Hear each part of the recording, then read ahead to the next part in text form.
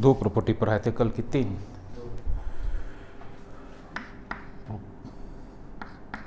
Property number 3 लिखो।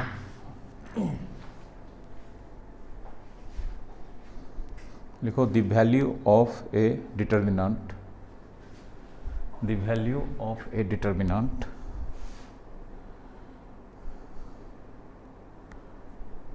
gets k times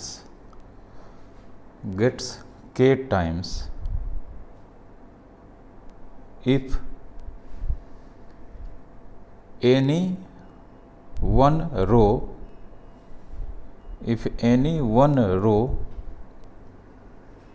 or any one column is multiplied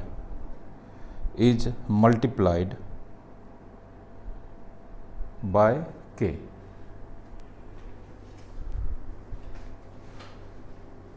ठीक है, जैसे example delta A B C D E F M N P, इसका expansion अगर first row के along करेंगे तो A E P minus N F minus B D P minus M F plus C D N minus M A, किसके along? First रो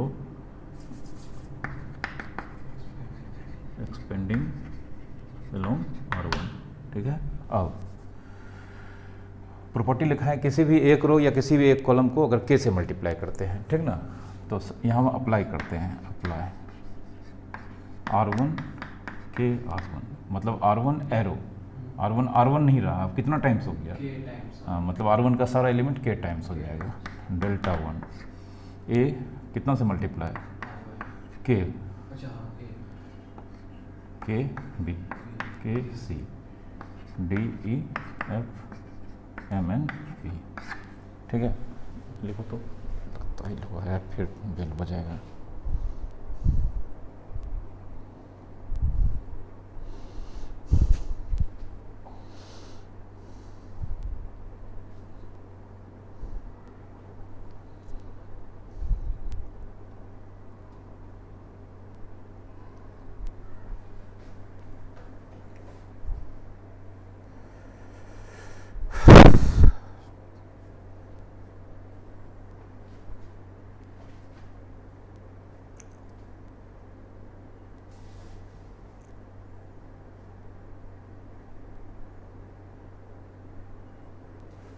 अब इसको भी first row के लॉन्ग एक्सपेंड करते हैं।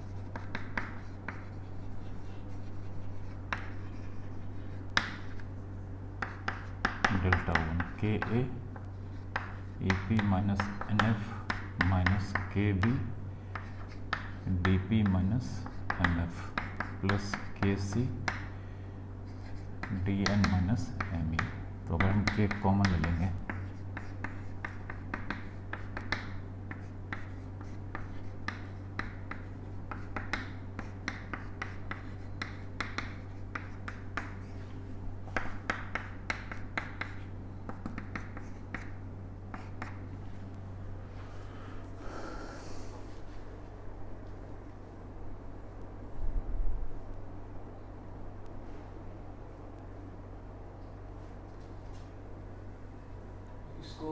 R1 के अलॉन्ग एक्सपेंड, इसको भी R1 से ही करेंगे। हाँ, चूँकि प्रॉपर्टी जल्दी प्रूव्ड हो जाएगा, ठीक ना, करने का हम किधर से भी कर सकते हैं, क्योंकि जानते हैं किधरों से एक्सपेंड करेंगे वैल्यू क्या रहेगा, सेम रहेगा।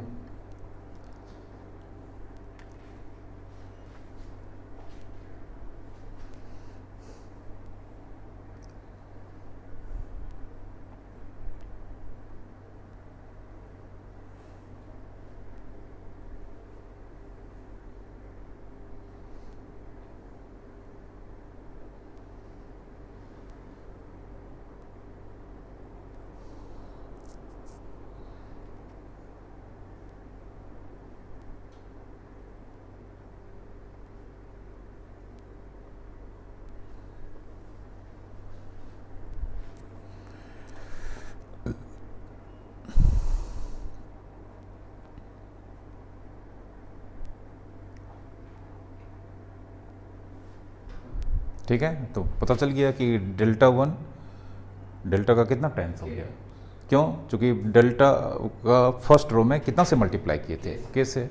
तो अब देखो, अब इसको ऐसे भी कर सकते हैं, देयरफॉर डेल्टा 1 का एक्चुअल वैल्यू लिखते हैं, के ए K B K C D E F M N P. Delta 1 का वैल्यू लिख दिए इक्वल्स टू बाहर में कितना, के इंटू डेल्टा का value D E F M N P. ये तो प्रॉपर्टी हुआ समझने के लिए, लेकिन लग रहा है यहाँ पे इसको देखने से कि फर्स्ट रो से कॉमन आ गया है। कौन? नहीं, मतलब डिटर्मिनेंट से हम कॉमन ले सकते हैं, किसी एक रो से कॉमन ले सकते हैं। दूसरे रो से अगर कोई नंबर मल्टीप्लाई होगा तो वो दूसरा रो का कॉमन आएगा। ठीक ना, इसको लिखो। इसी के अंदर फिर बहुत सारा प्रॉपर्टीज़ है, छोटा छोटा, वो बताएंगे।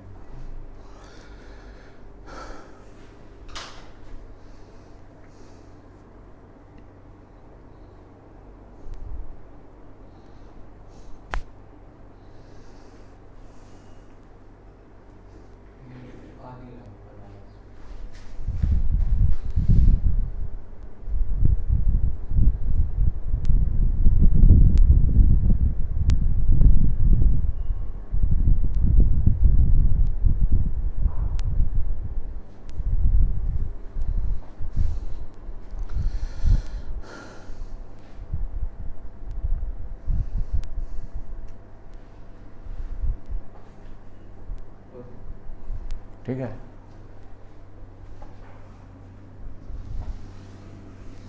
किसी भी रो या कॉलम में करें तो के कॉमन आ जाए। हाँ कॉमन, अगर कोई चीज़ मल्टीप्लाइड लग रहा है कोई नंबर इच रो से, तो उसको हम बाहर कर सकते हैं।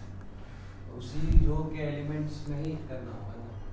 नहीं, फिर इसको अंदर ले जाके हम किसी भी एक कॉलम या रो में डाल सकते हैं। नहीं, मतलब अगर के ए के डी और के ई कर देते तो कि हाँ, तो कोई दिक्कत नहीं है, हो जाता। नहीं हो जाएगा। के ए के डी और के ई, के ए के डी के डी के ई, नहीं, रो के एम ना। मतलब कॉलम और रो वाइज ही जाना। हाँ, जैसे ये रो से निकला ना, रो से निकाले, अब इसको भेजना है तो किसी एक के साथ भेज सकते हैं। फर्स्ट में था, सेकंड में जा सकता है, या थर्ड कॉलम में जा सकता है, किसी एक में जाएगा। ठीक ना।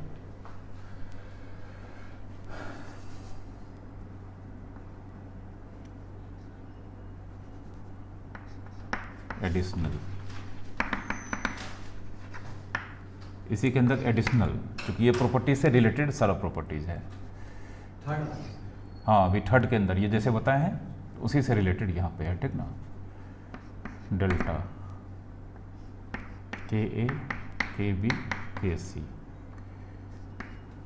P D P E P F N K M, sorry N है, T M T T N T P. अब ये देखो, ये डिटर्मिनेंट लग रहा है फर्स्ट रो का ईच एलिमेंट किससे मल्टीप्लाइड है, के से, सेकंड का, थर्ड का, तो हम कॉमन ले सकते हैं। हाँ बोलो, हाँ बोलो।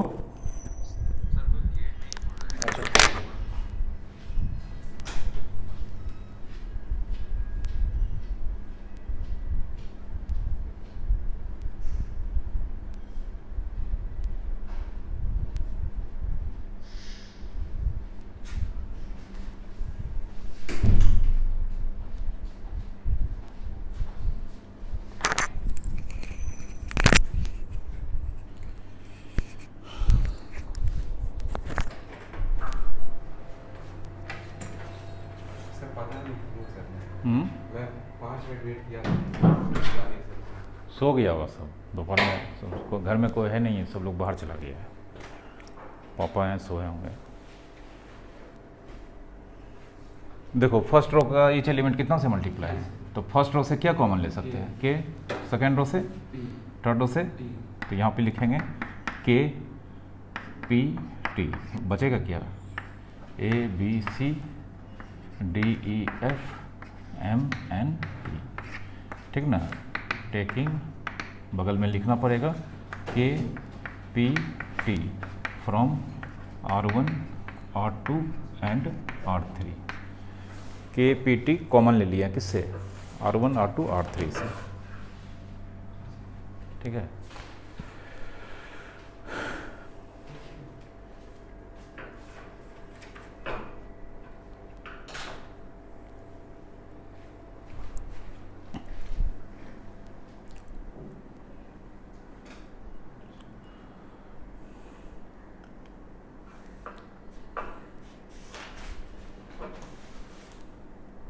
ये सब तो सर वो सिलेबस में नहीं है ना सही से? नहीं नहीं है।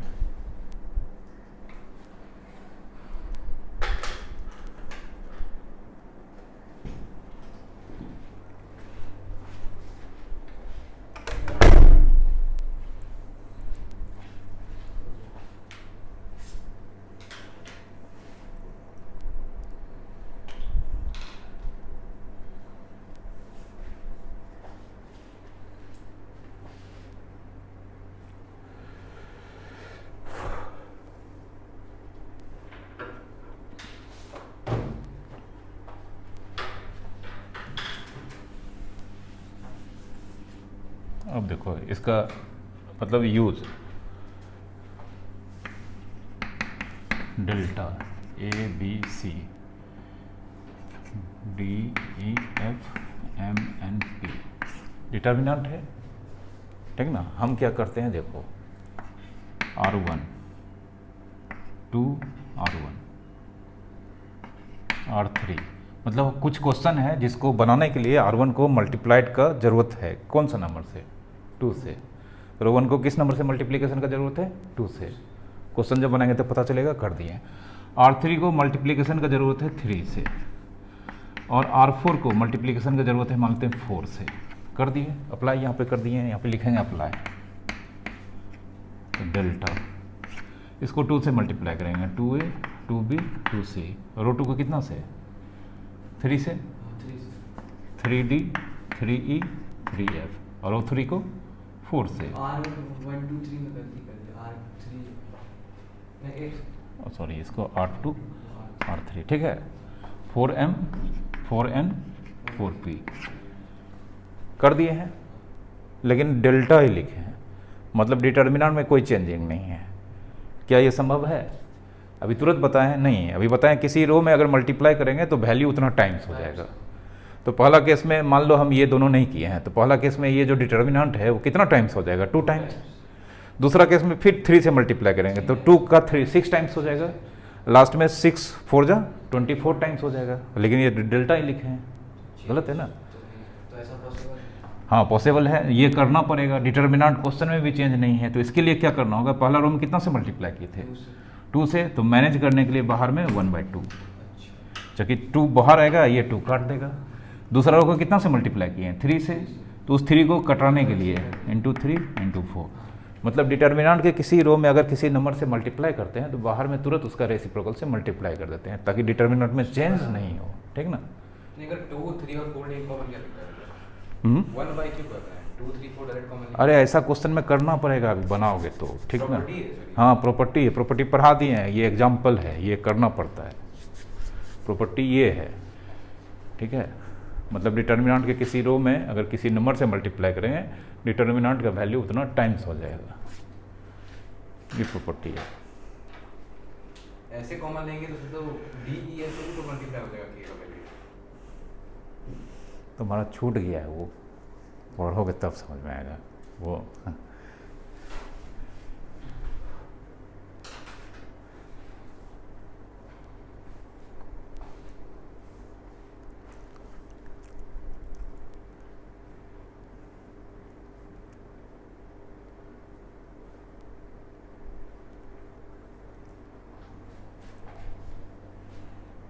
प्रॉपर्टी खत्म हो गया, एडिशनल चीज़ बता रही हैं। यूज होगा सर? होगा।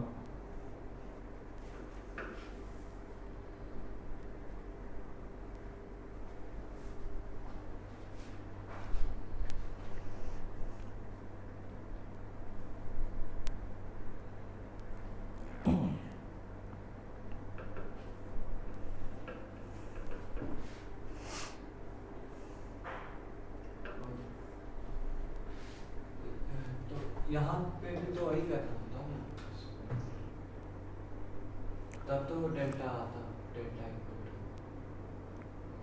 नहीं, ये पहले से है, अच्छा अच्छा अच्छा, हाँ ठीक है ठीक है। ऑलरेडी वो, है, हाँ, ठीक है, समझ गया। वो है, ये कर दिए हैं ये तो लाना वो है। ये है ना ओरिजिनल, हाँ, ये हम मल्टीप्लाई कर दिए हैं तो ये नहीं होगा, डेल्टा 1 लिखना पड़ेगा, लेकिन डेल्टे लिखे हैं तो बाहर में 2 का रेसिप्रोकल 3 का रेसिप्रोकल, समझे? ये तो डेल्टा ही पहले से दिया है ऐसा।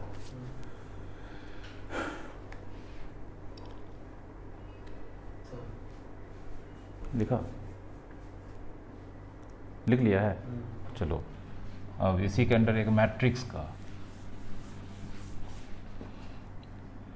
ए मैट्रिक्स है, मान लो A B C P Q R M N P, matrix है, स्क्वायर मैट्रिक्स। स्क्वायर मैट्रिक्स का डिटर्मिनेंट निकलता है के ए। मैट्रिक्स को के से मल्टीप्लाई करने पे कौन सा एलिमेंट मल्टीप्लाई होता है? किसी एक रो का, किसी एक कॉलम का, सारा।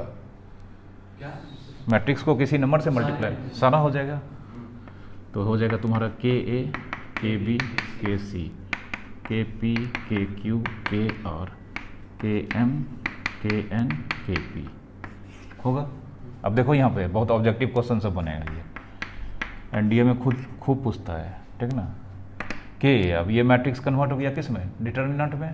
तो इधर भी लिखते हैं के ए के बी के सी के पी के क्यू के आर के एम के एन के पी। पहला रो से क्या कॉमन आएगा? के। दूसरा रो से के, तीसरा रो से तो के क्यू, ठीक ना। इधर लिखते हैं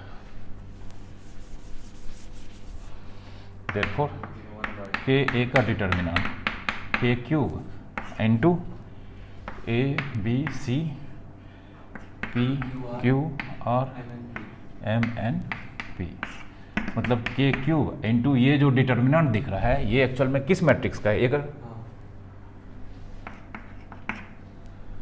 तो देयरफॉर के ए, के टाइम्स मैट्रिक्स ए का डिटर्मिनेंट, के बाहर आ जाएगा इनटू मैट्रिक्स ए का डिटर्मिनेंट, और के पे एक पावर होगा जो के ए के ऑर्डर के बराबर होगा।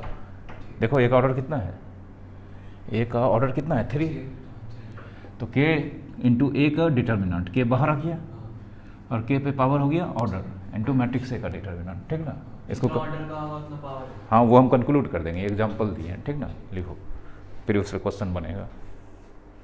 सर इसमें के की बात और सेम टू सेम ये क्वेश्चन में सर आप 2 3 4 को 1 बाय में ले लिए सर, मतलब ये ऐसे है, ऐसे है, इसमें ऐसे कॉमन होगा सर। वो अलग चीज़ है ना, वो डिटर्मिनेंट हम लिए थे ये अपने मन से, ठीक ना।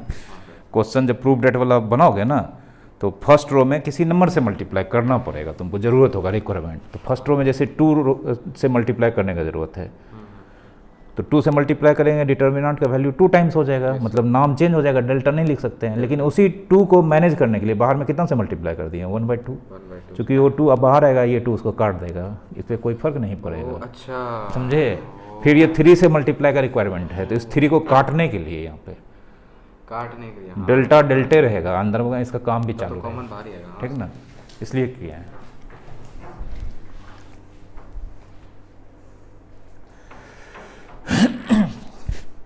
ये एडिशनल लिखना है सर? हाँ लिखना है, ये ऑब्जेक्टिव क्वेश्चन भरा पड़ा है बुक में।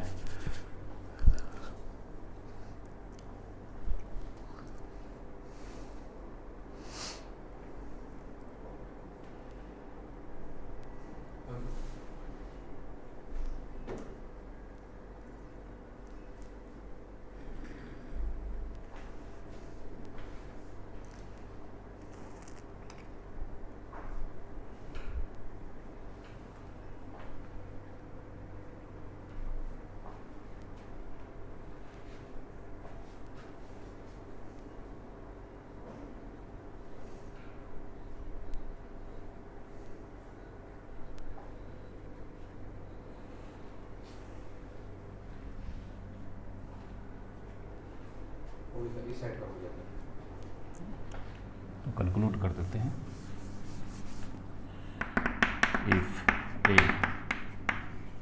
Square matrix of a square matrix order कितना n, then k times matrix A का डिटर्मिनेंट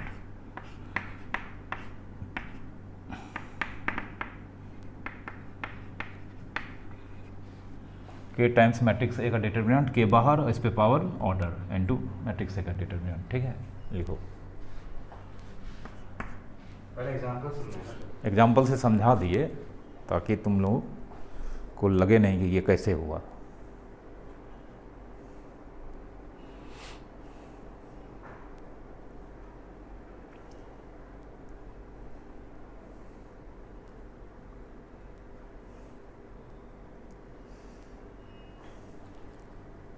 के जो है वो नेचुरल नंबर नहीं, कोई भी नंबर हो सकता है, नेगेटिव, पॉजिटिव, रूट, ठीक ना, रियल रियल, इमेजिनरी, सब। इमेजिनरी भी हो सकता है, इमेजिनरी में आई होता है ना।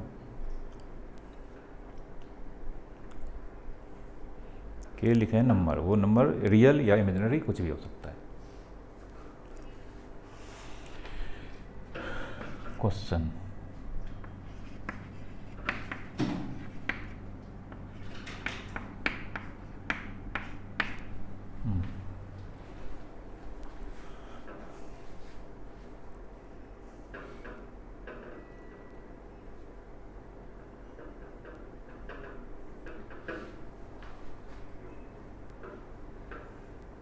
बोलो।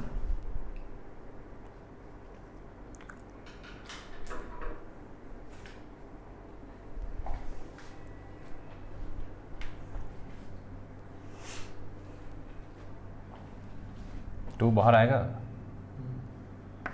टू का पावर कितना होगा, इसका ऑर्डर कितना है 5, तो टू का पावर 5 हो जाएगा। n2 i5 का डिटर्मिनेंट, टू पे पावर 5 कितना 32। ये आई कौन सा मैट्रिक्स है, आइडेंटिटी मैट्रिक्स का डिटर्मिनेंट का वैल्यू पढ़ाए हैं, कितना होता है, तो 32 आंसर हो गया। समझा? ये ऑर्डर नहीं लिखेंगे सर? लिखे तो I2 I3 बताए ना। I means identity matrix, I2 लिख दिए तो ऑर्डर 2, I3 लिख, I5 लिख दिए तो कौन सा ऑर्डर, 5 का ऑर्डर है। तो 2 इंटू I5, हाँ सर। 2 बाहर आएगा, इस पे पावर हो जाएगा जिस मैट्रिक्स के साथ है ये, तो ऑर्डर कितना है इसका 5, इस पे पावर हो गया। n2 इस मैट्रिक्स का डिटर्मिनेंट देखो अभी बताए ना, के बाहर, के पे पावर a का ऑर्डर कितना है n, और I5 आइडेंटिटी मैट्रिक्स किसी भी ऑर्डर का होता है, उसका डिटर्मिनेंट का वैल्यू कितना होता है 1, तो 32 आंसर हो गया।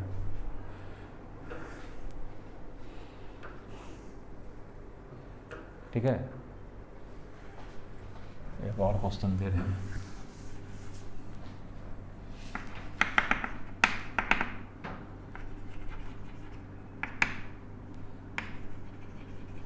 ए ऑर्डर 3 मैट्रिक्स है, ठीक ना, ए का डिटर्मिनेंट का वैल्यू मान लेते हैं 10, इवैल्यूएट,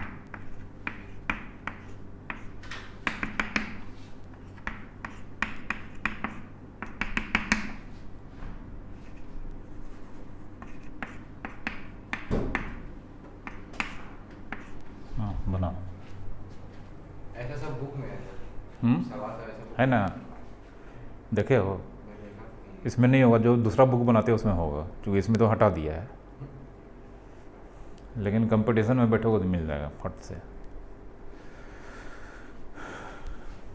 सब था, सब हटा दिया है, तो क्या करोगे।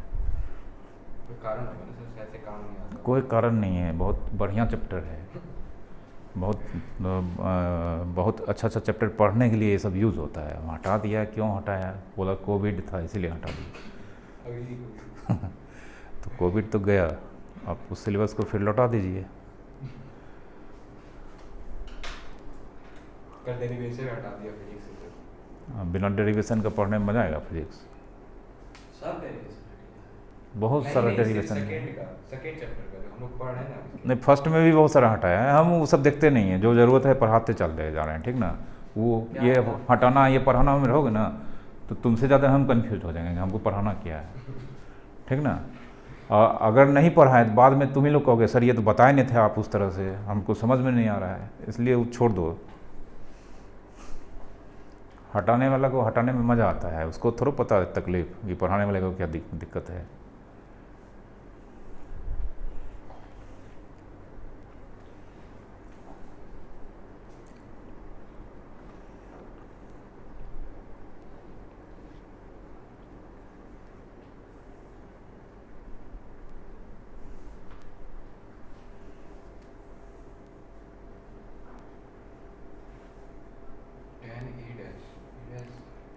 ट्रांसपोज नेवर है। ट्रांसपोज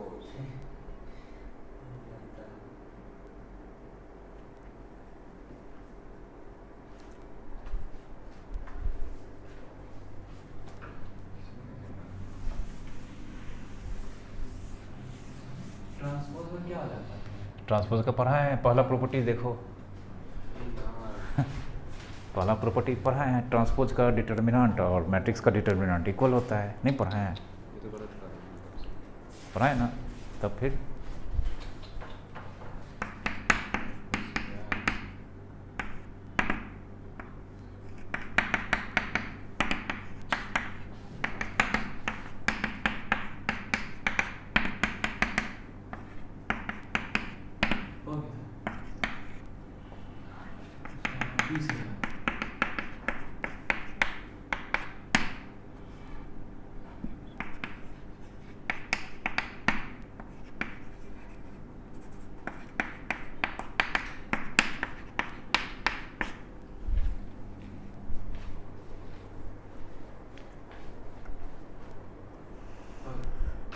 देख लो आंसर मिला, ठीक है।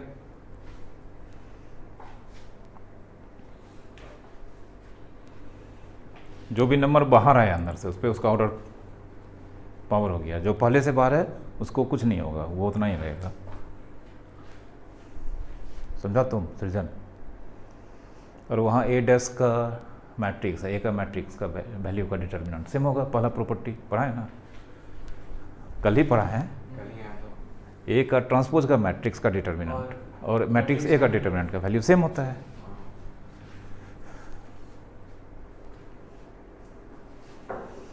देखो ये तीसरा नंबर प्रॉपर्टी के अंदर कितना प्रॉपर्टी छिपा हुआ था ना।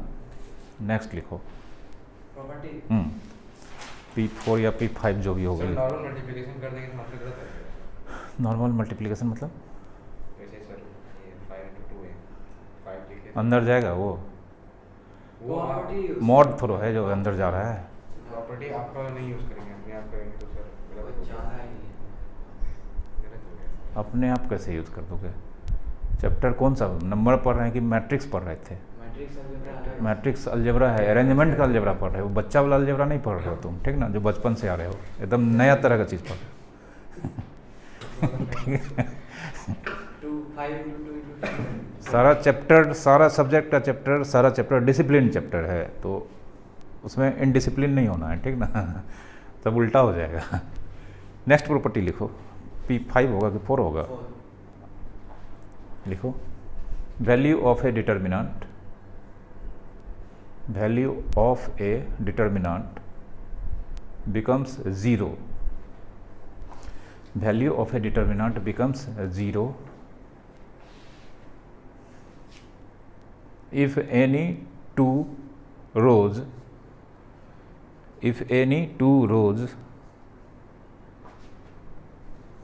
or any two columns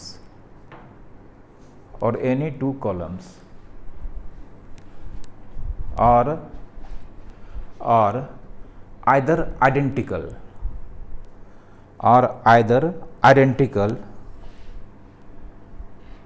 or proportional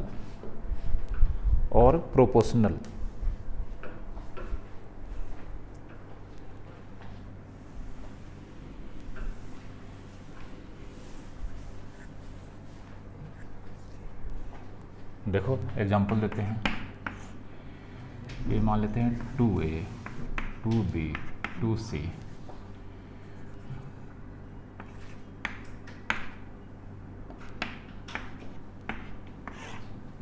determinant है। देखो ये सेकेंड रो और ये फर्स्ट रो प्रोपोर्शनल लग रहा है, इसका पहला 2 2:1 2:1 2:1, तो इसका वैल्यू निकालने जाना ही नहीं, सीधा आंसर 0 लिखना है। ऐसा कैसे? कैसे देख लो प्रॉपर्टी अभी जितना पढ़, 0 लिख देंगे।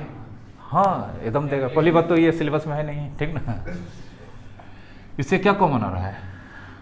2 बचेगा कितना बोलो? सर ABC और ABC ABC P Q R, ठीक है।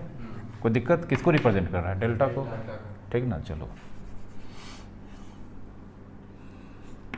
ये अप्लाई करते हैं R2 R1 R2 R1 ऊपर ऊपर Two. नीचे करेंगे क्या फायदा सर? देखो ना, बताते हैं ना फ़ायदा क्या होगा। ये भी सेम ही तो है। वही तो बात।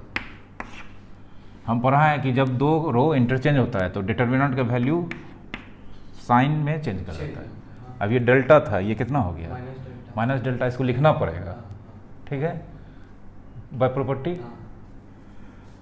बट माइनस डेल्टा, और इसको अगर देखा जाए, इसको देखा जाए सेम है, तो ये एक्चुअल में ये होगा, लेकिन ये देखा जाए तो ये एक्चुअल में किसको रिप्रेजेंट कर रहा है? डेल्टा को, ठीक है। 2 डेल्टा। नहीं, पहले इसको minus delta equals to delta, इसको हम फिर से क्या लिख दिए? डेल्टा। समझ रहे हो ना? इसको उधर भेज देते हैं, इधर क्या है? 0 है, 2 delta, 0/2 equals to delta, delta बराबर 0 आ गया। समझे? ऐसा तो ऑब्जेक्टिव पूछता है। ऑब्जेक्टिव पूछता नहीं, क्वेश्चन जब बनाएंगे ना ये सब दिखा, मतलब एक प्रॉपर्टी लगाते जाएंगे, ऐसा स्टेज आ गया, एक्सपेंड नहीं करना है, सीधा 0, ठीक है। और सर यहाँ पे जैसे कि एक 2 कॉमन लिए सर, तो वहाँ सेकंड रो में और थर्ड रो में यहाँ पे a/2 नहीं होगा सर, और t/2 नहीं होगा, k/2 नहीं होगा अगर। अरे वो मल्टीप्लाई करेंगे तब ना, पहले से ये करके दिया हुआ है, हाँ, वो तो एक्स्ट्रा बाहर से करेंगे तब ना, तो पहले से दिया हुआ है। आप कुछ मल्टीप्लाई करेंगे तब ना बाहर से मैनेज करने के लिए करना पड़ेगा, हाँ सर। तो हम तो किए नहीं है, तो पहले से था। नहीं, मैट्रिसेस में अलग होता था, जैसे मैट्रिसेस में मतलब ऐसे अगर मल्टीप्लाई रहता था, जैसे अगर 2 कॉमन नहीं है सर, तो सेकंड रो में हो जाता a/2 b/2 हाँ, तो पूरे से कॉमन आता था, हाँ। इसमें पूरे से नहीं आता है, जो जिस रो में है उसी से आता है कॉमन, जिस कॉलम में है उसी से कॉमन आता है। मैट्रिक्स में पूरा मैट्रिक्स से कॉमन आता है, इसमें नहीं आता है। एक क्वेश्चन है ना, if a is equal to order of 3 matrix. हाँ, पहले से है, पहले से था, वो नहीं मिटा है, वो नहीं लिखना है।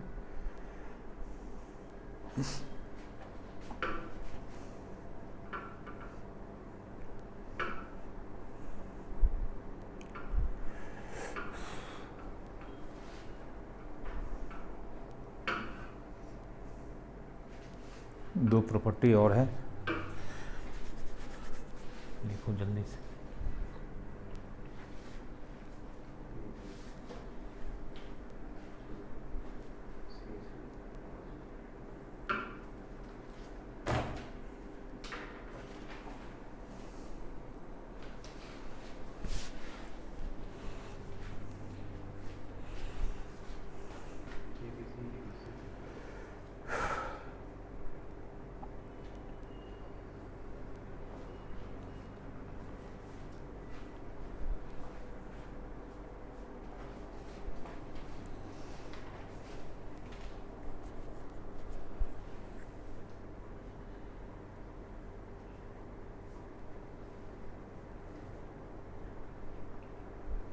R1 तो R2 का।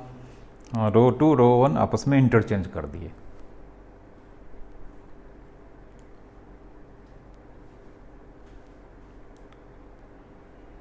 डिटर्मिनेंट का वैल्यू बताए हैं, सिर्फ साइन चेंज करता है। डेल्टा था, ये क्या हो गया? माइनस डेल्टा, और ये लेकिन देखने में लग रहा है ये तो ये सेम है, डेल्टा ही है, तो डेल्टा अल्टीमेटली 0 आ गया।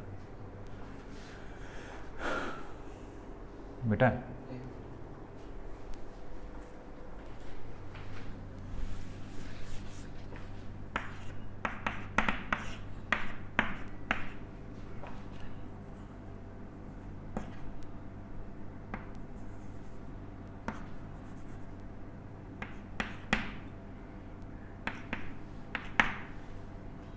क्वेश्चन है हाँ, कहाँ कुछ है?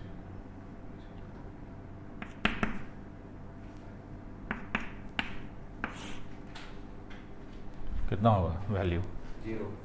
कैसे? वही तो बात है। पता करो। अच्छा,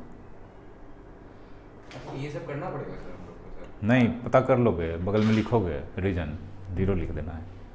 कोई दो रो आइडेंटिकल है या प्रोपोर्शनल है, पता कर लो, हो जाएगा कौन सा? इसका वैल्यू। हाँ हाँ। नहीं, दो ये तो 1:1 में है ना? 1:1 है पहला वाला, फिर दूसरा 4:1। पहला कॉलम और दूसरा कॉलम। हाँ हाँ, देखो -4/2 आंसर, -2, 10/-5 -2, वो -1/2 -2, मतलब कॉलम 2 और कॉलम 1 क्या है? नहीं सर, और कुछ तरीके से करिए ना सर, कॉलम से नहीं रो से करिए। कहा है हम लिखा है प्रॉपर्टी, तो फिर कोई भी 2 रो या कोई भी 2 कॉलम आइडेंटिकल हो, प्रोपोर्शनल हो, आंसर कितना?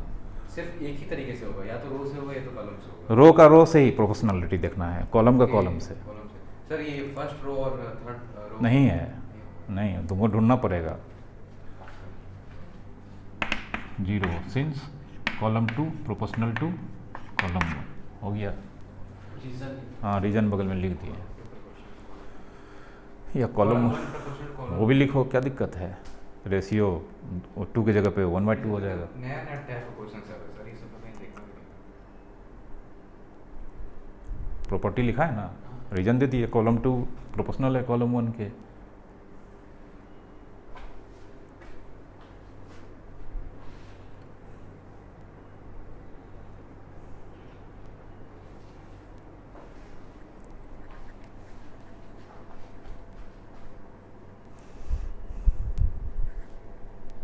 नेक्स्ट प्रॉपर्टी लिखो। रीजन रीजन ये लिखे ना, कॉलम 2, बस बस और कुछ नहीं लिखना जो है। ये सब ये तो प्रूफ दिए हैं, ठीक ना, ये प्रूफ दिए हैं, ये करना ही नहीं है। हम क्या बोले हैं, अगर ऐसा दिख रहा है तो डायरेक्ट आंसर कितना लिखना है? 0 विदाउट एक्सपेंडिंग, सिर्फ बगल में प्रॉपर्टी लिख देना है, क्यों हुआ है, ठीक ना। नेक्स्ट प्रॉपर्टी लिखो, प्रॉपर्टी जो भी होगा 5, 6 लिखो। The value of A determinant, the value of a determinant remains unchanged, remains unchanged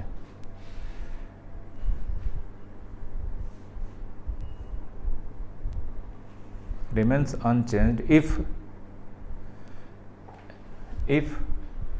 to each element, if to each element, if TO2, if to each element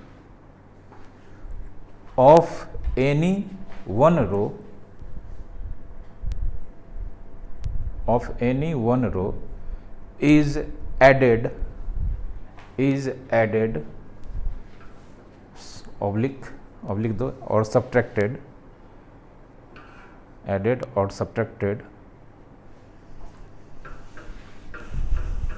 by the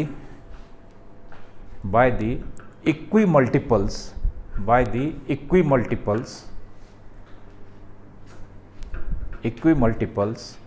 of the corresponding elements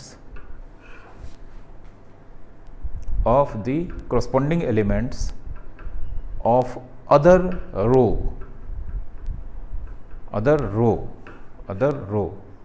bracket में s डाल देना, other रो के बगल में bracket में s, हाँ, या तो रो या रोज। फिर पैराग्राफ चेंज करके लिखो, पैराग्राफ चेंज करके same for columns,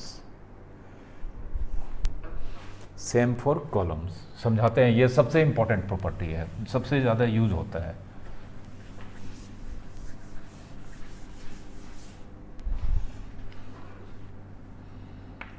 delta 2 example ले रहे हैं, ठीक ना, सीधा कोई भी रैंडम एग्जाम्पल। चलो ये ले लेते हैं, देखो ना, सब बताते हैं, A, B, C, P, Q, R, M, N, P determinant है, ठीक ना। बोलता है किसी भी एक रो का ईच एलिमेंट, किसी भी एक रो का ईच एलिमेंट, बोलो कौन सा रो ले, तुम ही बोलो। सेकेंड, ठीक है। R2 किसी भी एक रो का एलिमेंट, R2 के बाद तुरंत R2 लिख देना है। R2 नहीं रहेगा, R2 किसी भी एक रो का ईच एलिमेंट में हम या तो प्लस कर सकते हैं या माइनस कर सकते हैं। हाँ, करस्पॉन्डिंग एलिमेंट ऑफ अदर रो, पहला या तीसरा रो, हाँ, बाय इक्विमल्टीपल्स। इक्विमल्टीपल्स मतलब हर एक एलिमेंट को सेम नंबर से मल्टीप्लाई करके ऐड कर दें इसमें, या घटा दें, डिटर्मिनेंट का वैल्यू चेंज नहीं होगा। तो R2 में बोलो प्लस करने का मन है कि माइनस? चलो माइनस, कौन सा रो का एलिमेंट को बोलो? 1 को कर सकते हैं, या थर्ड को कर सकते हैं, या दोनों को कर सकते हैं। इसके को भी कर सकते हैं, ठीक ना, दोनों को कैसे करें? कर सकते हैं। मान लो इसको 2 से मल्टीप्लाई करके घटाने का मन है, इसको 3 से मल्टीप्लाई करके जोड़ने का मन है, हाँ कर सकते हैं, ठीक ना। कोई दिक्कत? लेकिन अभी वो नहीं, वो एक प्रॉपर्टी पढ़ाएंगे उसके बाद। तो अभी बोलो किसी दूसरा रो का एलिमेंट को इसमें घटाना है, कौन सा बोलो? थर्ड। कितना से मल्टीप्लाई करके? 3। ठीक ना, नॉन जीरो नंबर से ऑलवेज। 3 से करो, 1/3 से करो, किसी से भी। लेकिन क्वेश्चन जब हाँ सेम ना, इक्वी मल्टीपल्स लिखे हैं। क्या लिखे हैं? Equi multiples. ठीक ना? 5 से कर सकते थे। हाँ काहे नहीं कर सकते? 5000, 10 लाख, रूट जो करना है सब, जीरो छोड़ के, नॉन जीरो। ठीक ना? ऐसा रो में रो का एलिमेंट ही ऐड करना है। लास्ट में पैराग्राफ चेंज के लिखा है सेम फॉर कॉलम, मतलब अगर कॉलम लेंगे तो फिर कॉलम के साथ ऐसा करेंगे। ठीक ना? तो चलो अब देखो, मतलब R2 नहीं रहेगा, ये हो जाएगा तो डेल्टा। ठीक ना? डेल्टा नहीं भी, इसका नाम बदल देते हैं। बोला है कि डेल्टा मतलब डिटर्मिनेंट का वैल्यू चेंज नहीं होने वाला है, लेकिन अभी हम मान के चलते हैं चेंज, डेल्टा ही आ जाएगा। तो चलो A B C ये बदल जाएगा। P में R3 का एलिमेंट ये कितना से मल्टीप्लाई हो रहा है? तो -3m। कोई दिक्कत? फिर देखो B Q -3n और 3p m n p। ठीक ना? हाँ सेम आएगा। अभी एक लास्ट प्रॉपर्टी हमको पहले पढ़ाना चाहिए था, वो अभी नहीं पढ़ाए हैं, उसी को लगाएंगे। ठीक ना? लास्ट प्रॉपर्टी जस्ट इसके बाद पढ़ाएंगे। प्रॉपर्टी क्या है देखो, अब डेल्टा 1 ये 2 डिटर्मिनेंट में स्प्लिट हो जाएगा। कितना डिटर्मिनेंट में? पहला रो तीसरा रो सेम रहेगा। देखो A B C M N P। दूसरा रो जो पहला एलिमेंट है, पहला टर्म है, उससे बनेगा P Q R। जस्ट इसके बाद पढ़ाएंगे। ठीक ना? प्लस फिर दूसरा डिटर्मिनेंट पे पहला तीसरा सेम रहेगा A B C M N P। अब जो इसका छूटा है, हाँ क्या हो जाएगा बोलो? -3m -3n -3p। यही ये प्रोपोर्शनल है। इसका वैल्यू कितना? 0 होगा। ये प्रोपोर्शनल है ना? तो डेल्टा 1 ये लिखेंगे A B C P Q और A B C और ये कितना? 0। देखो ये और ये सेम है, तो ये किसको रिप्रेजेंट कर रहा है? डेल्टा को। समझा?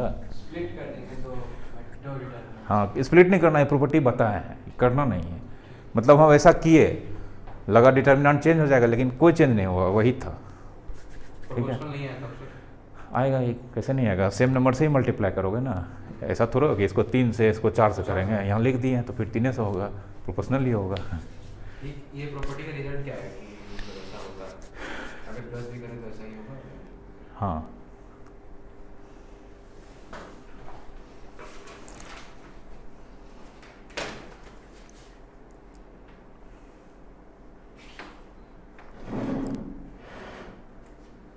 लिखो, एक और लास्ट प्रॉपर्टी है, बता ही देंगे।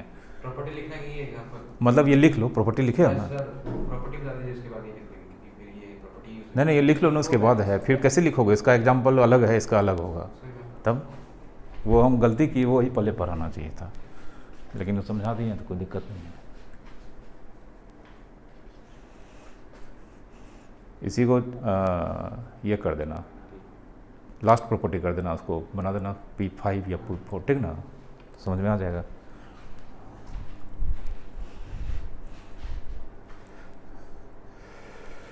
बुक में सवाल मिलेगा सर ऐसा? बुक में सवाल मिलेगा ऐसा?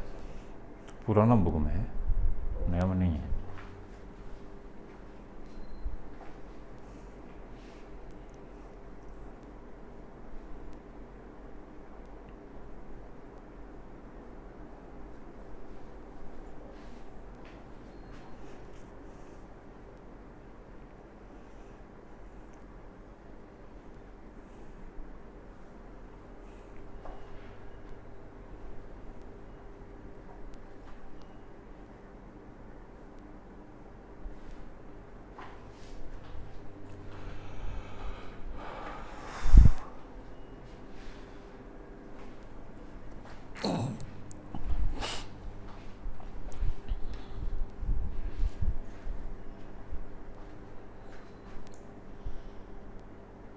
बीच में प्लस का सिंबल कैसे पड़ा सर?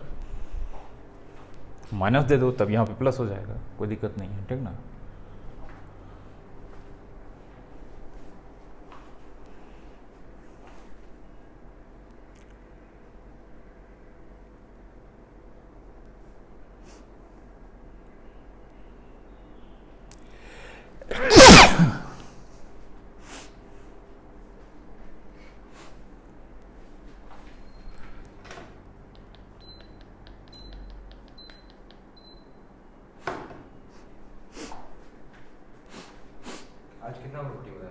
4 प्रॉपर्टी ना, आज कितने प्रॉपर्टी हो गए? 4। अब ये लगा के तो हम लोग का 3 हुआ होगा। प्रॉपर्टी के अंदर भी तो प्रॉपर्टी बताए हैं, लिखा। लास्ट प्रॉपर्टी लिखो, इसको कर देना। अगर ये 4 लिखा है तो इसको 3 कर देना, क्योंकि लास्ट वाला इसके पहले वाला प्रॉपर्टी हो जाएगा।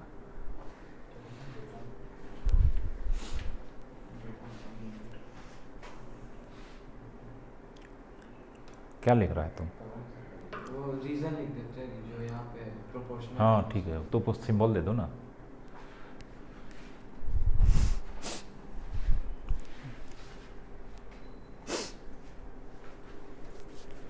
नेक्स्ट प्रॉपर्टी लिखो, लिखो if each term of 7 is 6। if each term of any one row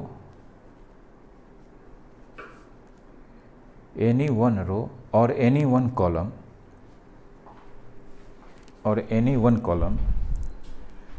of a determinant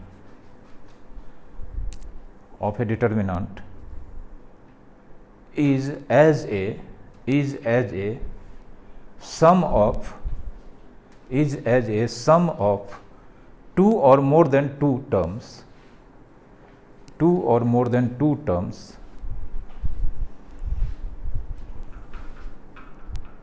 then this determinant can be expressed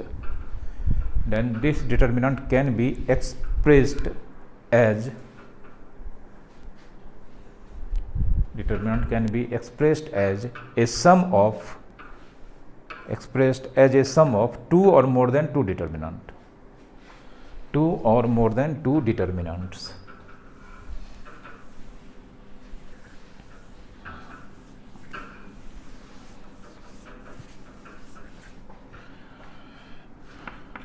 Delta A plus alpha, B plus beta, C plus gamma।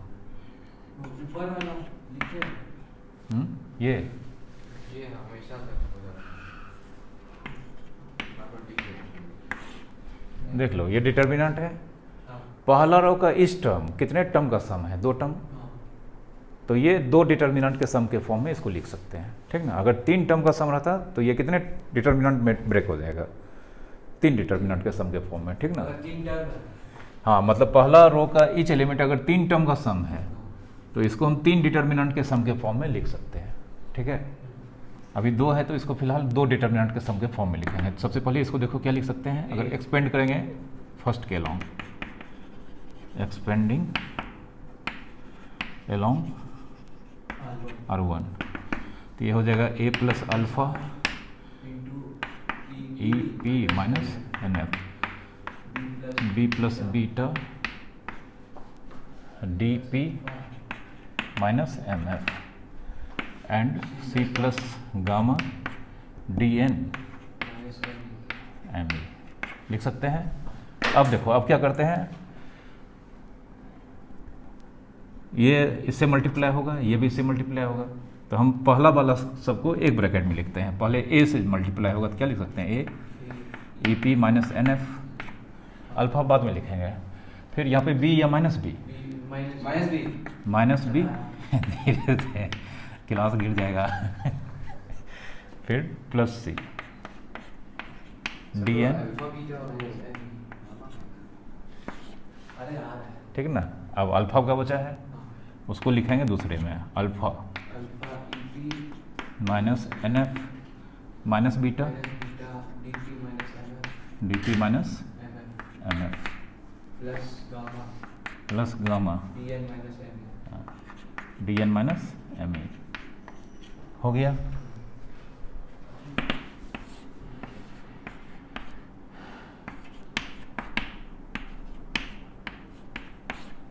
Sir ये एक बार आपने इतना किया फिर उसके बाद इतना किया। रुको ना, सब चीज़ तुम ही बोल दोगे तो हम क्या करेंगे। ये पहला डिटर्मिनेंट एक्सपेंड करेंगे, क्या मिलेगा बोलो? A E P minus N F A P minus N F minus B D P minus M F, ठीक है, प्लस सी, स्प्लिट कर दिया उसके बाद मतलब इसको हम ये लिख सकते हैं। हाँ फिर साइन क्या है, plus plus alpha E P minus N F, alpha E P minus N F, लिख सकते हैं। ठीक है। तो ये दोनों को ये लिख दिए। तो अब देखो गौर करके, ये कितना डिटर्मिनेंट में स्प्लिट हो गया, दो। पहला बार पहला टर्म से, हाँ, दूसरा नीचे दो सेम है, दूसरा बार दूसरा, ये नहीं बोले थे, 3 होगा तो 3 तीन होगा, तीन होगा, ठीक है वही। और अगर पहले रो में से हाँ दूसरे रो में भी हाँ, तो फिर और होगा, वो बताएंगे अभी, दूसरे रो से भी वो बता देंगे अभी। जैसे पहला रो में 3 टर्म का सम है, दूसरा रो में 5 टर्म का सम है, तीसरा रो में 8 टर्म का सम है, कितना डिटर्मिनेंट में स्प्लिट कर सकते हैं वो बताएंगे अभी। एक लिखना नहीं है, लिखते लिखते पता चला तो 1 साल लग जाएगा क्या नहीं लिखा उसको लिखने में। इसको नहीं, इसको लिखो ना, उसको जब भी पूछ रहा था ये।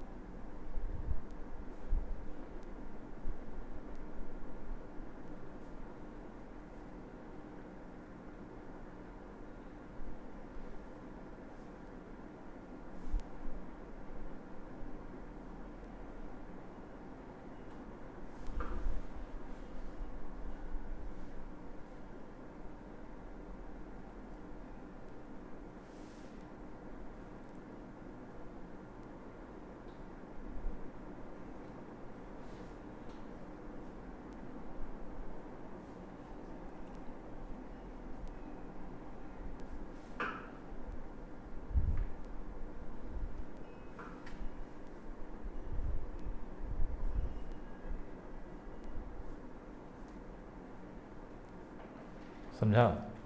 हाँ, हम देखो ना क्वेश्चन, तो सिर्फ पूछेंगे कितना डिटर्मिनेंट के सम के फॉर्म में एक्सप्रेस कर सकते हैं, वो पूछेंगे। ये समझ गया हो ना?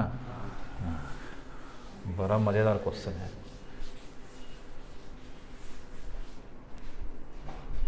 ये मान लो डेल्टा, ये ए 1 + 2 + 3, बी 1 + 2 + 3, सी 1 + 2 + 3, डी 4 + 5, ई 4 + 5, एफ 4 + 5, एम 9, 10, 11, एन 12, 13, 14, पी 11, 17, 20। इसको कितना डिटर्मिनेंट के सम के फॉर्म में एक्सप्रेस कर सकते हैं? 1 2 3 इसका तो होगा 2 मतलब नहीं सर तो कितना कर सकते हैं काउंटिंग बताना, लिखना नहीं, लिखने में साल और लग जाएगा, ठीक ना? 3 ही कर सकते हैं सर। उसके बाद तो सर आउट ऑफ लीग है सर, इलीगल मत, सॉरी मत इलीगल सर, मतलब गलत। देखिए 4 है ऊपर में और 3 बीच में। हम देखो, ये मारो गोली, ये मान लो कि एक एक टर्म है, एक एक टर्म है, ये दोनों शांत है, ये दोनों को शांत कर देते हैं, ठीक ना? किसको सर? दूसरा रो तीसरा रो शांत कर देते हैं, मतलब ये अभी दिख रहा है 3 3 है, ये 4 4 है, ये मान लेते हैं 1 1 1 1 है। पहला उग्र है, मतलब पहला दिख रहा है कितना, तो पहला बार कितना बनेगा 4। अब मेरे पास 4 है, ठीक ना, जिसमें से हर का पहला रो एकदम शांत है 1 1, लेकिन अब फिर दूसरा जो शांत बैठा था वो उग्र हो गया, तो वो 4 से फिर दूसरा बार है, ये 3 3 कितना बनेगा, 4 3 है, 4 3 12 ना, हर एक से, समझ रहे हो ना? पहला बार कितना बना 4, 4 उसके बाद फिर वो 4 से दूसरा रो देखेंगे तो हर एक से कितना बनेगा 3, 4 3 कितना 12। अब 12 लाइन में है, फिर तीसरा कहेगा हम भी टूटेंगे, अब 4 बढ़ चुका 48, ठीक ना। परम्यूटेशन कॉम्बिनेशन हाँ 36 हट बढ़ चुका 48 ना, 12 है, हर एक से फिर कितना बनेगा, हर एक से 4, 48 हाँ समझा। उतना मारो गोली। पहला रो में कितना टर्म का सम है 4, 4 दूसरा में 3 फिर 4 सबको मल्टीप्लाई कर दो, मल्टीप्लाई आंसर सामने है। सवाल पूछता है कंपटीशन में पूछता है, अरे ठीक है। अरे तो क्वेश्चन यहाँ पे है then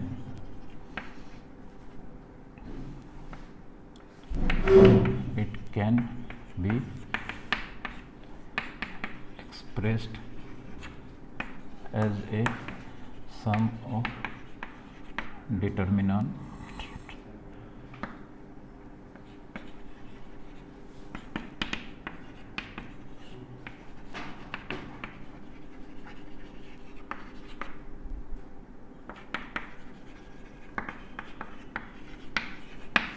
then it can be expressed as a sum of determinant, then find the maximum number of possible determinant। Maximum minimum तो हम पता चला कि बस इसको सामते रखेंगे, ठीक ना, मेरा मर्जी है। 3 है तो मैक्सिमम 4 इंटू 3 इंटू 48, ठीक है, लिख लो, जब बुक में नहीं मिलेगा कहीं। परम्यूटेशन कॉम्बिनेशन हाँ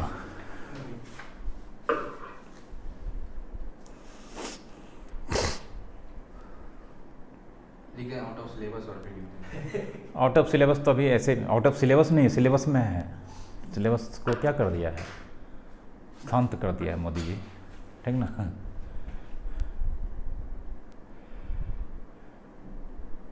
सर अगर ऐसा हो कि पहले में 4 दूसरे में 4 तीसरे में 3 हाँ तो 3 है तो उसमें एक तो जीरो ऐड कर देंगे, एक तो जीरो ऐड कर देंगे अपनी तरफ से, हो गया 4 उसमें आ जाएगा, ठीक ना। 4 इंटू 4 इंटू 3 नहीं ये बोला है पहला रो में पहला एलिमेंट में 4, दूसरा में 4, तीसरा में 3 एलिमेंट का सम है, तो उसमें एक तो एक्स्ट्रा जीरो ऐड कर देंगे अपनी तरफ से, हो गया, ठीक ना। जीरो ऐड करने से कोई फर्क तो पड़ेगा। हाँ और अगर जैसे ये ऑर्डर 3 का ऑर्डर 4 ऑर्डर 5 तो ये बढ़ते जाएगा। हाँ बढ़ते जाएगा, ठीक ना।